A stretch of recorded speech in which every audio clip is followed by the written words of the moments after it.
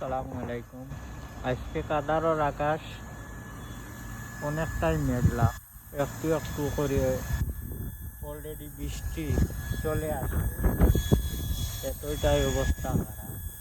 বৃষ্টি কিছু একটা পড়তেছে, কিন্তু পুরা পড়ে নাই। প্রচুর আকাশের অবস্থা খারাপ। এই দেখুন, চারিদিকে মেঘলা আকাশ। এই যে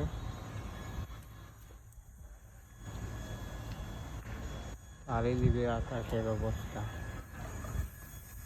যে কোনো মুহূর্তে বড় ঝড়ি আসতে পারে মেঘের।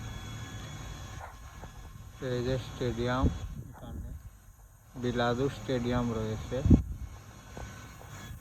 প্রচুর মেঘলা,